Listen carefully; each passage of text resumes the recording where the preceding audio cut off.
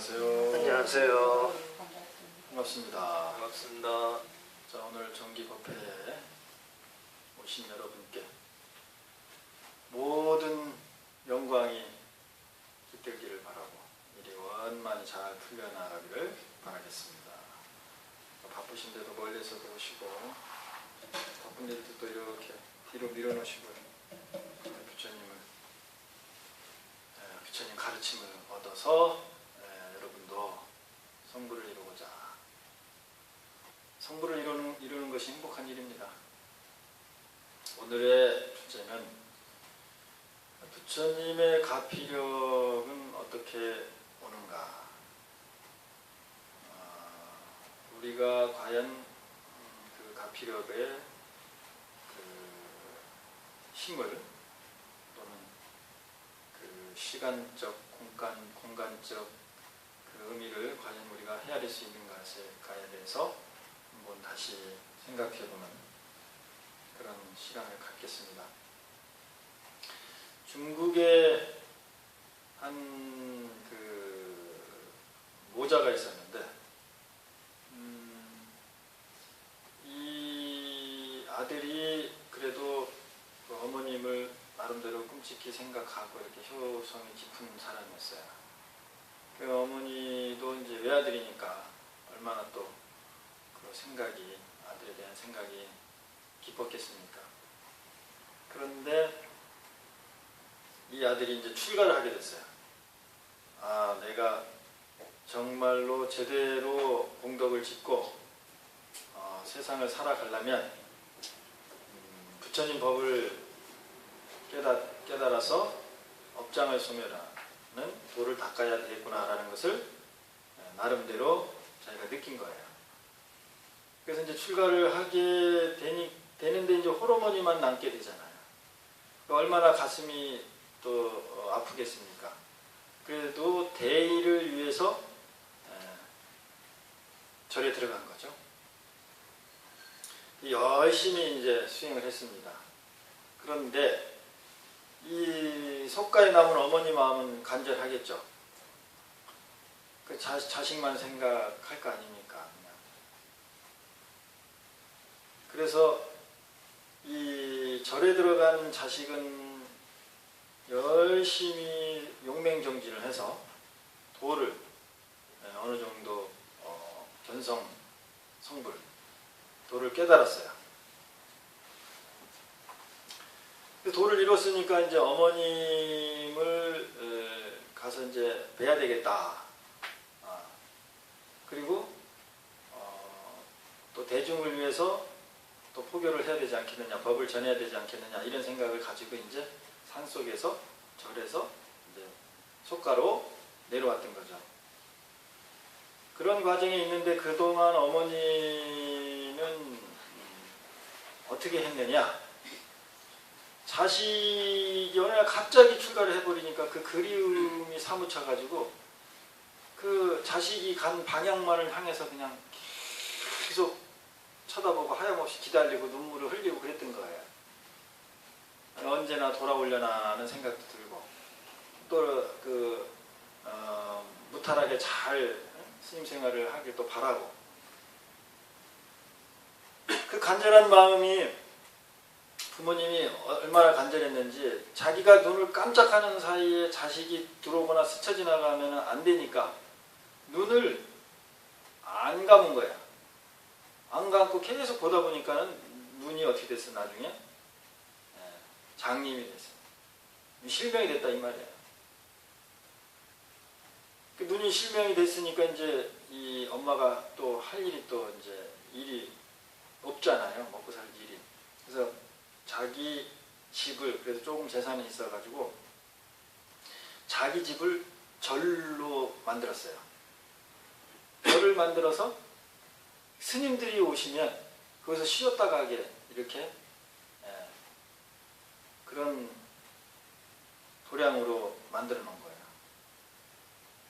그것도 이제 자기 자식 생각을 해서도 그렇기도 하지만 그 어머니는 나름대로 이제 생각을 한 거예요.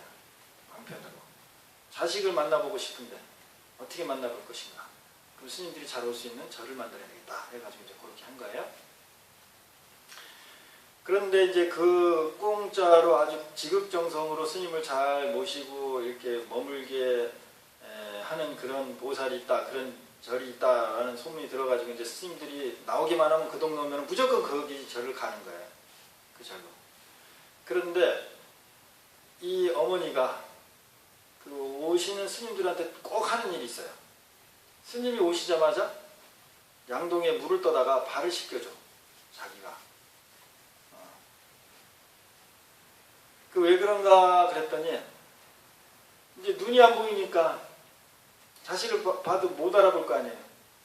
근데 자식의 특징 하나가 왼쪽 발 복숭아뼈 밑에 사마귀가 많은 게 있는 걸 아는 거예요.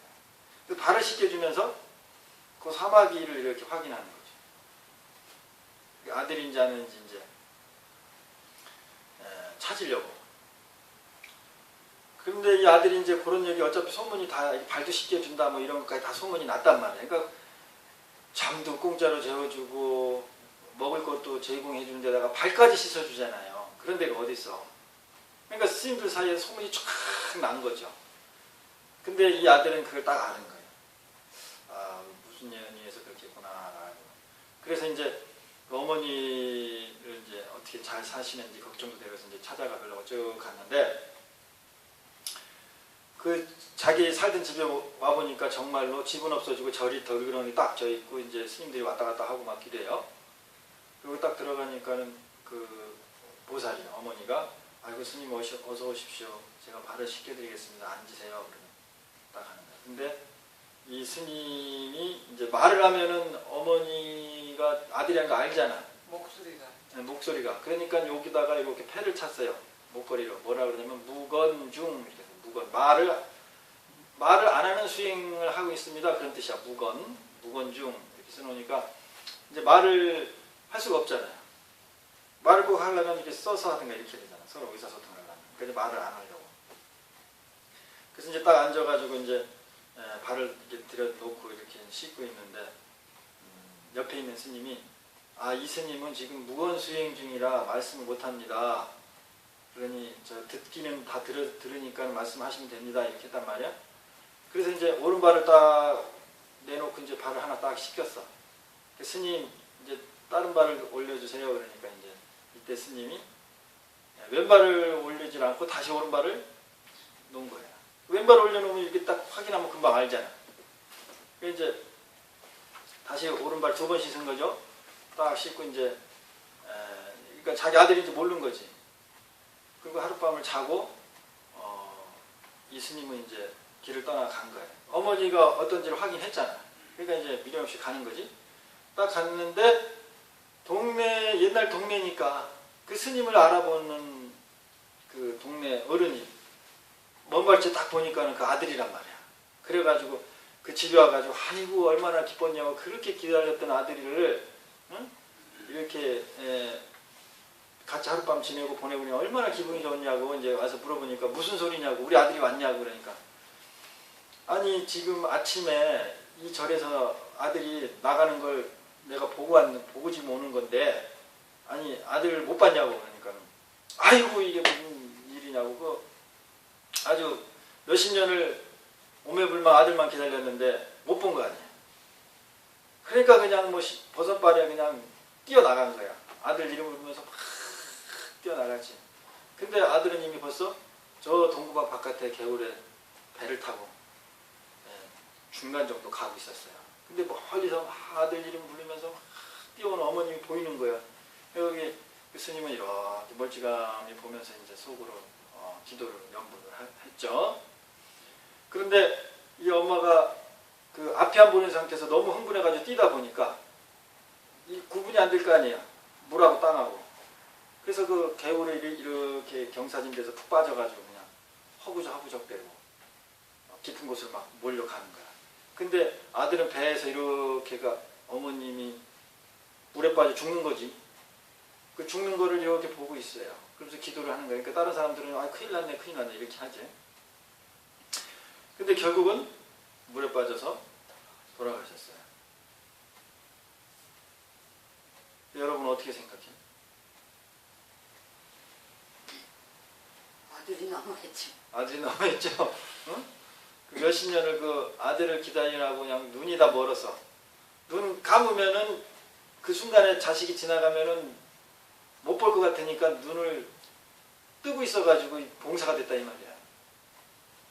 그렇게 간절하게 기다렸고 절을 져서 아들만 기다리고 그렇게 많은 스님을 시봉하고 봉양해드리고 그래서 마지막 한 번 엄마가 자식을 볼 수 있는 그런 기회마저도 자식은 하나 허락하지 않고 그냥 갚버려진 자기 갈 길을. 이게 뭐냐 이거야.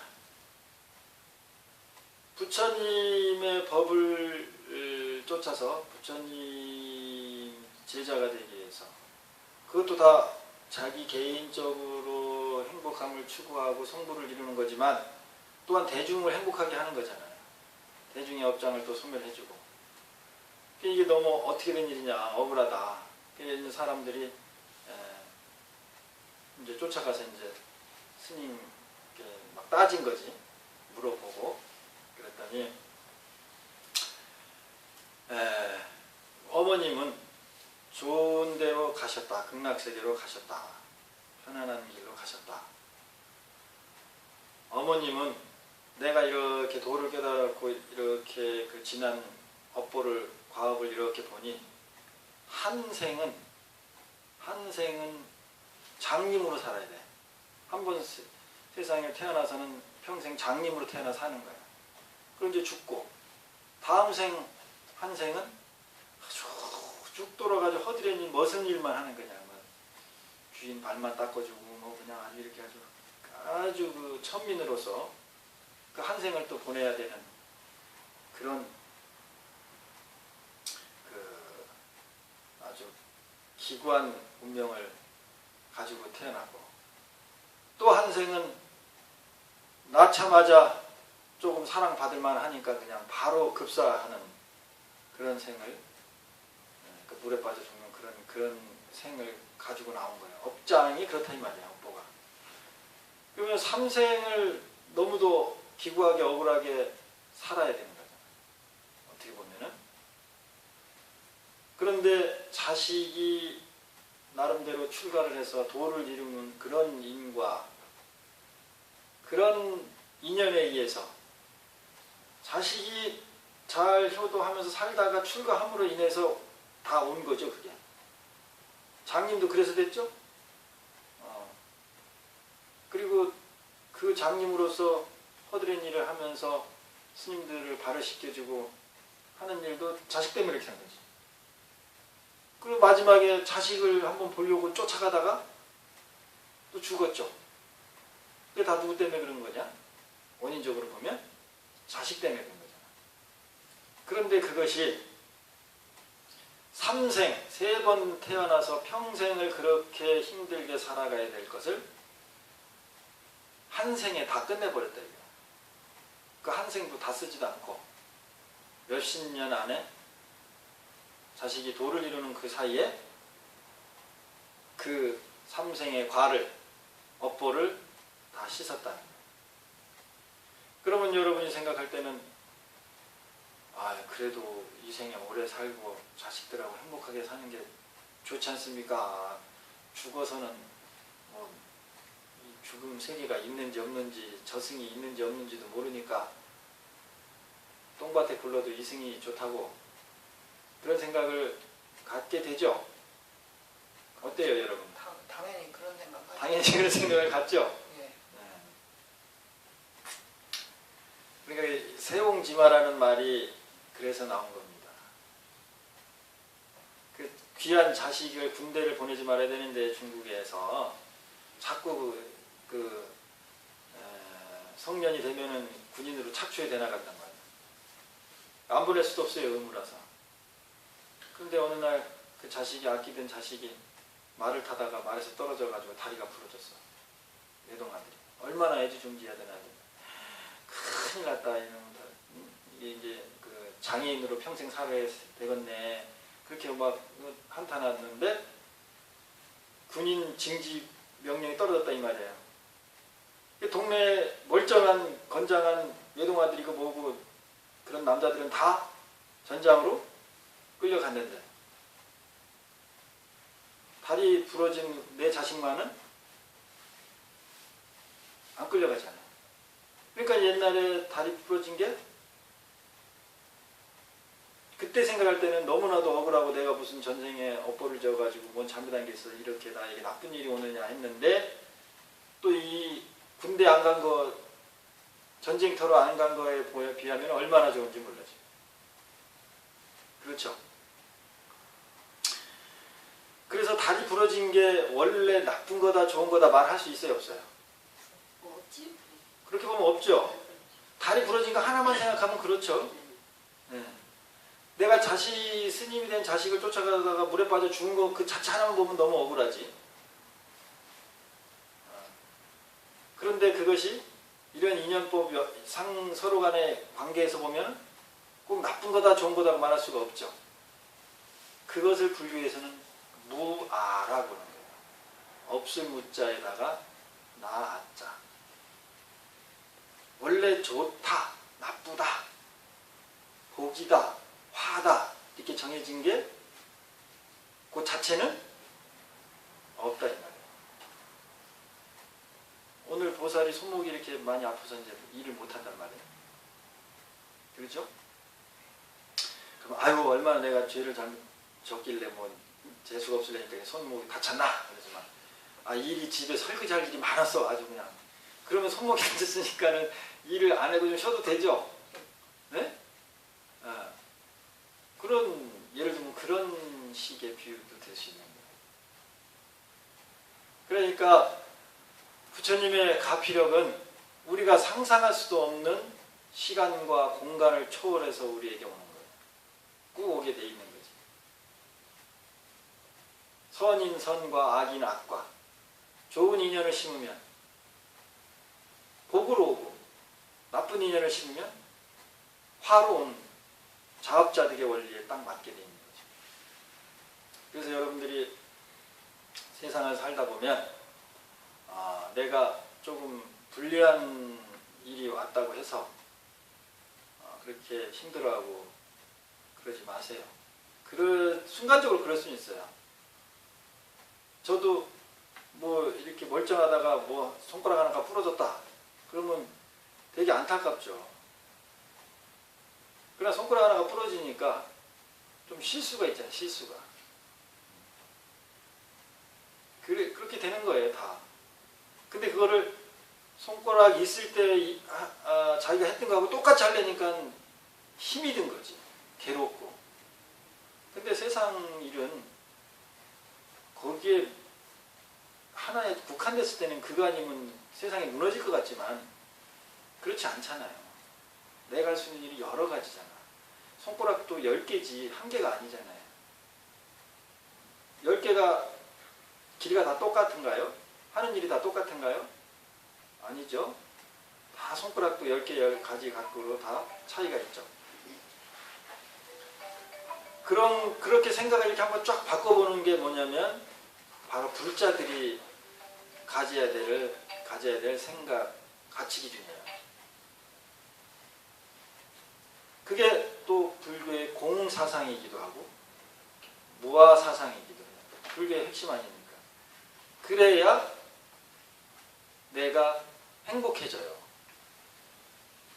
나에게 온 장애만 장애라고 계속 너무 억울하다 힘들다고만 가지고 있으면 계속 인생이 힘들잖아.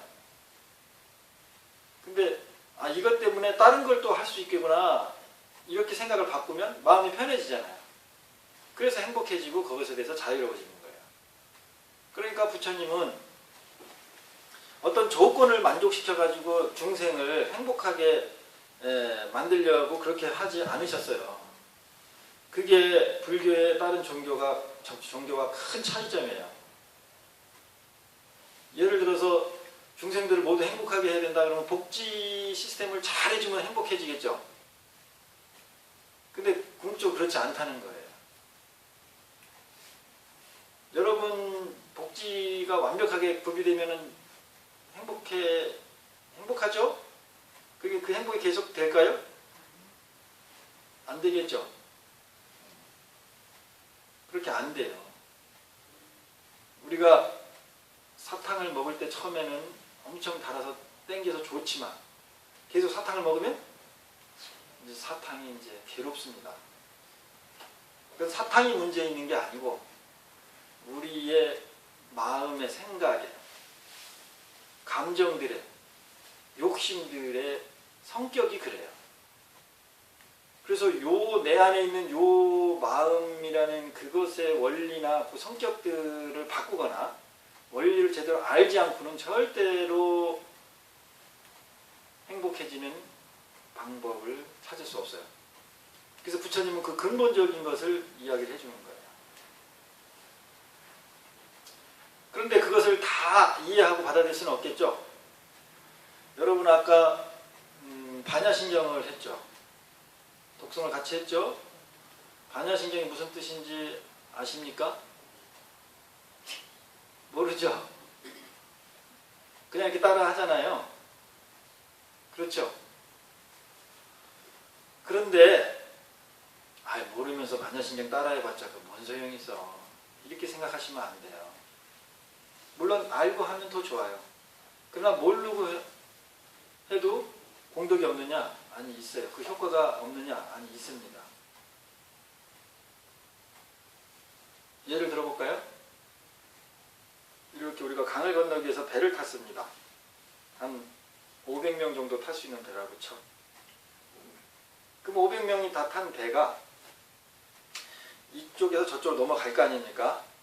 한국에서 이제 중국으로 넘어간다고 칩시다. 그러면 그 500명 배 안에 있는 500명은 그 사람들이 생각이나 배운 게 다 똑같을까요? 500가지 각각일까요? 다 다르겠지. 다 다르죠. 그리고 이 500명 탄 사람 중에는 배는 어떤 원리에 의해서 떠서 가고 저 배가 가려면은 뭐 기름이 필요하고 노를 져야 되고 이런 원리를 잘 아는 사람이 있는가 하면 배에 대해서는 아무것도 모르는데도 배를 탄 사람이 있죠. 근데 일단 그 배를 타면 한국에 있던 사람이 어디로 가요? 중국에 가는 거예요. 꼭 그 배를 탄 사람이 배의 구조에 대해서 다 꼭 정확히 알 필요가 있을까요? 없어도 되는 거예요. 그 배를 탔다는 게 중요한 거죠. 요 비유를 이제 아까 반야신경으로 하는 거예요. 여러분이 뜻도 몰라. 근데 법회 때마다 맨날 반야신경을 계속 들었어요. 그러면 어떤 사람은 외우고 어떤 외우지 못하더라도 자꾸 귀에 익숙하죠. 그렇죠. 이제 그런 상태가 됐어요. 그런 상태가 돼서 내가 이제 죽었어. 그러니까 항상 죽어서가 문제야. 살아서는 별 문제가 아니야. 사실은 죽어서가 문제인데 우리는 살아서가 문제라고 하죠. 죽어서 이제 예를 들면 귀신이 됐단 말이에요. 영가가 됐단 말이죠. 그러면 우리가 이제 우리 다 죽어갔겠죠. 기억을 못할 뿐이지. 그런데 어쨌든 귀신이 되더라도 영가가 되더라도 어떤 소리를 들을 거다. 우리의 마음은 전달될 거다. 그런 믿음은 있죠. 그건 이제 다 믿음이 있어요. 그래서 이제 귀신이 돼가지고 우리가 이제 죽으면 육도 윤회한다고 그럽니다. 자기가 전생에 지었던 업보에 따라 가지고 이 생에 지었던 업보에 따라서. 그러면 이제 지옥, 악이, 축생, 아수라, 인간, 천상 이게 6가지 그 세계로 가는데 지옥, 악이, 축생이 아주 나쁜 그야말로 여러분이 생각하는 삼악취 지옥이에요. 지옥. 3가지 종류가. 이쪽으로는 떨어지지 말아야 될 거 아닙니까? 근데 이제 영가가 돼가지고 이제 자기 업보에 따라서 6군데로 6세계로 다시 태어나고 이제 가는데 49일 동안 이승도 아니고 저승도 아닌 가운데 세상, 그걸 중음 세계라고 그래요. 중음. 거기에 대기하고 있어요. 대기. 그동안 이제 뭐 왔다 갔다 하겠죠. 자기가 보고 싶은 사람도 이제 귀신이니까 마음대로 가서 보겠죠. 아들 보고 싶으면 아들로. 미국에 있어도 몸이 없으니까 후딱 가는 거예요. 그리고 돈 받을 게 있었던 사람이면 가서 돈 받으려고 그 집에 가서 지키고 있고 이 짓을 하겠지. 49일 동안. 그렇게 헤매고 있는데 아무것도 모르고 절에 와가지고 반야신경을 계속 들어서 반야신경 소리에는 익숙해 있어. 막 떠돌아다고 헤매고 있는 중인데 어디선가 반야신경 소리가 들리네?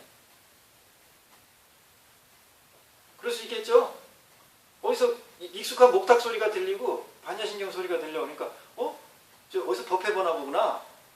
그래서 이제 습관대로 이제 그 목탁 소리 나고 반야신경 나는 데로 쑥 들어오겠죠. 그러면 그게 어디에? 절이죠. 그럼 아까 배를 탄 거하고 같은 거야. 이해가 됩니까? 네. 배의 구조에 대해서 전혀 모르더라도 저 목탁 소리 익숙한데 반야신경 익숙한 건데 뜻을 모르더라도 그래가지고 그 소리 있는 대로 쭉 가는 거야. 가니까 어디냐면 거기가 법당이고 그 안에 부처님이 계시는 거고 거기에서 설법이 이루어지는 거고 거기에서 깨달음의 세계로 가는 배를 타는 거죠. 그 깨달음의 세계로 가는 배가 뭐냐면 반야용선. 반야가 지혜라는 뜻이거든요. 용이 이렇게 지켜주는 지혜의 배에 타는 거예요. 반야용선. 전혀 비자도 안 내고 티켓도 안 끊었는데 그냥 그 배를 탄 거예요. 어떻게 그랬다? 평소에 아무 뜻도 모르고 그냥 무의식적으로 절에 와서 반야신경 듣고 목탁 소리 듣고 이렇게 그런 습이 배서 그러다 보니까 그 배를 탔으니까 이제 어떻게 되겠어요? 이 배가 어디 가는 배예요? 중국 가는 배. 그건 이제 살았을 때 얘기고 죽어서 이제 반야신경을 듣고 탄 배는 어디 가는 배야 이게? 천승락 가는 길. 극락 가는 배잖아요. 지혜로 가는 배잖아요. 그럼 그 배를 탔으니까 극락을 가는 겁니다. 그런데 평소에 저 반야신경 뜻도 모르는 거죠. 외워봤자 듣는 것도 귀찮고 예를 들어서 목탁 소리만 들어도 막 난 소름이 끼치고 그냥 전혀 그 친숙감이 없었다. 이러면은 목탁 소리가 들려도 갈 생각을 안 하고 딴 데로 자기 볼일 보러 가겠죠. 귀신이 지금 바빠 죽겠어. 지금 저 돈을 지금 한 1억을 못 받은 게 있는데 지금 그걸 받으러 빨리 가야지. 무슨 목탁 소리 난다고 거길 가? 그리고 간단 말이에요. 왜냐면 내가 살아생전에 그렇게 습이 들었잖아. 그 죽어서는 귀신이 돼서는 살았을 때보다 자기 생각으로 움직이는 게 10배가 강화됩니다. 10배가. 그러니까 내가 지금 자식이 너무 보고 싶은데 자식이 부산에 있어. 그러면은 뭐 가려면 귀찮잖아요. 돈도 들고 시간도 걸리고 몸뚱이를 움직여야 되니까. 근데 생각만큼은 후딱 갈 수 있죠. 영혼님만 남았을 때는 어떻게 해요? 몸뚱이가 없으니까 그냥 가는 거예요. 그리고 딴 생각도 안 해. 10배가 강하게 움직이니까 마음으로. 이게 아주 엄청나게 중요한 법문입니다. 이게 이 원리를 아주 너무도 쉽게 상식적인 선에서 말씀을 드리는 거예요. 여러분이 이걸 이해해야 내가 죽어서 어떻게 가겠구나. 그러려면은 내가 살아서 어떻게 살아야 될지가 자동으로 나옵니다. 자동으로. 스님이 안 가르쳐줘도.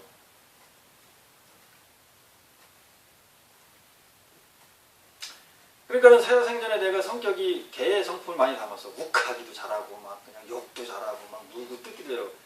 그러면 우리 마음이라는 게 좋은 마음도 있고 나쁜 마음도 있잖아요. 그러면 한 80%가 개의 마음하고 비슷하고 20%만 좀 좋은 마음이야. 20%만 좋은 마음이라도 80%가 개의 마음이니까 남들이 볼 땐 전부 뭐라고 불러요? 쟤는 멍멍이 같아 이렇게 부르잖아요. 성격이 아주 멍멍이야 이렇게 하잖아요. 그러면은 내가 죽었어요. 몸뚱이는 사라졌어. 그리고 성품이 남았어. 근데 그 성품이 80%가 개의 성격하고 비슷해. 그럼 어떻게 하겠어요? 자기가 친숙한 데로 가겠죠? 그러니까 좋다고 느끼겠죠? 그러니까 개가 입퇴하고 있으면 개 태안으로 싹 들어갈 수밖에 없어요. 그럼 축생으로 태어나는 거죠. 뭐 복잡할 거 하나도 없죠? 너무 간단하죠? 그러니까 이미 죽어서는 그 개의 성품을 버리거나 이러기가 쉽겠어요? 어렵겠어요? 어렵죠. 거의 안 되죠. 여러분이 꿈을 꿀 때 내 맘대로 드라마 작가 써가지고 꿈이 안 꿔지듯이 꿈을 지배하려면은 꿈꾸기 전에 생활할 때 잘 연습을 들여놔야죠. 여러분이 어렸을 때 자면서 오줌을 싸잖아. 누구나 지도를 그리잖아요. 그 맨날 야단 먹고 막 그게 우리 조상들이 얼마나 지혜로운지 아세요? 이 키를 씌웠죠. 키를 씌운 다음에 뭘 뿌려요? 소금이나 콩 같은 걸 뿌려요. 그거 한번 당해보셨나요, 여러분? 조그맣을 때 한 번은 당해봤죠. 네. 이걸 쓰잖아요? 네. 그러면 이 천둥 소리가 나요. 그 소금을 던지. 그렇지. 던져서 부딪히면은 네. 와가지고 아주 입체적으로 소리가 나요. 깜짝 놀란 거 어렸을 때 애가. 그러니까는 충격요법을 딱 줬지. 그리고 이제 동네를 돌아다니니까는 자존심 상하고 창피하죠. 그러니까 얘가 무의식에서 엄청나게 다짐을 합니다. 내가 꿈을 꿨을 때 꼭 꿈을 꾸는데 보니까 그 개울가에 가거나 시원하거나 화장실에 가거나 이러면 꼭 진짜 싸더라. 이걸 경험하죠. 네. 그러니까 그런 꿈만 비슷하게 하면 잽싸게 꿈을 깨야지. 아니면 일어나야지. 아니면 참아야지. 이거를 계속 다짐을 합니다. 그걸 꿈속에서 다짐하는 게 아니고 꿈꾸기 전에 다짐하는 거예요. 평소에. 그리고 충격요법도 받고. 그러다 보면 얘가 무의식을 의식이 지배하게 되는 거예요. 그래서 몇 번 꿈속에서 연습하다 보면 개울가가 딱 보여. 막 가다가 아차 저희가 맨날 또 그 창피당하고 엄마한테 혼나고 키 뒤집어쓰고 놀래지. 그러다 보면 안 싸는 거죠. 그런 경험 있죠? 네, 있어요. 네, 저도 그렇게 극복했어요. 그와 마찬가지로 우리도 죽은 다음에는 소용이 없다니까. 내가 어떻게 조정을 못해요. 죽기 전에 연습하는 거지. 그래서 죽은 다음에는 내 업장을 닫거나 깨닫거나 이러기가 거의 힘드니까 살아있을 때, 몸뚱이 있을 때 가능하죠. 그러니까 이 살아있는 이 세상이 얼마나 귀중해요. 그래서 개똥밭에 굴러도 이 살아있을 때가 좋다라는 의미가 그런 의미지, 먹고 즐기고 쾌락적으로 살기 좋은 몸뚱이 있을 때가 그럴 수 있다. 그래서 그 얘기를 한 게 아니에요. 이 몸뚱이가 있을 때 죽은 다음에 어떻게 갈 건지를 여기서 연습을 하고 결정을 지어요. 죽은 다음에 아무 소용이 없다니까. 그러니까 천도제를 지내고 이러잖아요. 그게 사실은 누구를 위한 것 같아요? 살아있는 이 사람들, 천도제 지내주는 사람들을 위한 거예요. 이 스님의 원리를 알고 나니까 먼저 죽은 사람이 얼마나 안쓰럽고 내가 죽기 전에 뭘 해야 될지가 막 이렇게 샘솟죠. 그 천도제를 지내면 야, 이 법문은 이런 원리를 죽기 전에 들었어야 되는 건데 죽기 전에 이렇게 들어서 깨우쳐가지고 생을 그렇게 해서 죽었어야 되는 건데 이런 후회가 엄청나게 들겠죠? 미리 후회를 하죠? 그렇죠? 그렇게 미리 죽은 다음에 일을 미리 후회하는 게 그게 또 보면은 또 예수제의 의미예요. 근데 이걸 전부 이상한 쪽으로 다 써먹으니까 이게 이 불교가 망해가는 거죠. 예. 그래서 이런 원리를 알면, 야, 살아있는 게 이렇게 소중하고 내가 무엇을 준비해서 살아야 되겠구나. 기도를 하면서도 계속 그러면서도 그래도 돌아가신 분이 그 업보에 휘둘리다가도 한순간 스님 목탁 소리 듣겠지. 스님 연불 소리 듣겠지. 어느 순간 한번 딱 들을 수 있다고. 그게 영가를 위한 기도고 천도질 수 있는 거예요. 한순간 그거 딱 이렇게 못 들으면 소용없어요. 영가는. 그게 확률을 따지면 뭐 30%? 그래서 70%는 살아있는 사람이 가져가고 30%만 영가 가져간다고 이러잖아요. 근데 스님 생각할 때는 30%도 후하게 준 것 같아. 한 1%? 그 정도일 것 같아요. 영가가. 그런데 평소에 자기가 마음의 공부를 열심히 하고 좋은 일을 많이 하고 스님에 대해서 친숙감을 가지고 이렇게 마음이 이렇게 외골수적이지 않고 열려있던 사람은 이 죽어서도 법문이나 이런 거 들어질 확률이 더 많다는 거. 많잖아요. 그것도 다 살았을 때 얘기잖아요. 원리가 이해가 되죠? 그래서 여러분이 상상할 수 없는 그런 부처님의 가피, 그런 원리들이 그렇게 이루어지고 있다는 것을 이해해야 돼요.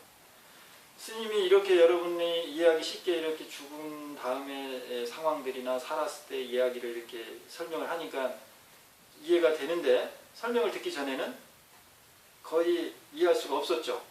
모르죠. 어떻게 돌아가는지 전혀 상상할 수도 없고 그런 겁니다. 그래서 여러분이 함부로 어떤 가피력이나 기도의 효과나 이런 것에 대해서 여러분이 판단하거나 측정하면 안 돼요. 오랜 세월, 최소한 몇백 년, 몇천 년을 그것이 유지되어 왔다면 그것은 그래도 허황된 게 아닌 거예요. 검증된 거에 나름대로. 그래서 여러분들이 반야신경을 뜻을 모르더라도 계속 수지독성을 할 수 있도록, 그렇게 하다 보면 언젠가는 또 그것을 또 깊기도 알 수 있는 인연이 있겠죠. 그러나 그 처음에 반야신경을 들은 인연에 의해서 또 그걸 공부할 수 있는 인연으로 다시 연결된 거야. 처음에 반야신경을 읽는 인연조차를 안 해버리면은 그것을 공부할 수 있는 인연은 아예 없어져 버리잖아요. 그래서 초발심시 변정각이라는 말도 또 그렇게 우리가 해석될 수 있고, 시작이 반이란 말도 또 그래서 그런 거예요. 그래서 오늘의 주제는 부처님의 가피력은 우리에게 어떻게 오는가, 과연 우리가 그것을 헤아리고 판단할 수 있는 것인가에 대한 것을 한번 주제로 해서 본문을 했습니다. 혹시 질문이 있으면 해보세요.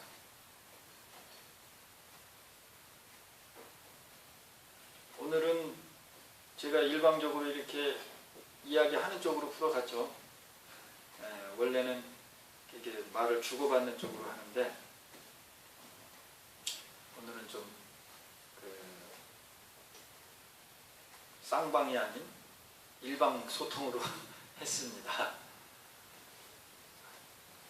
성불하십시오. 감사합니다.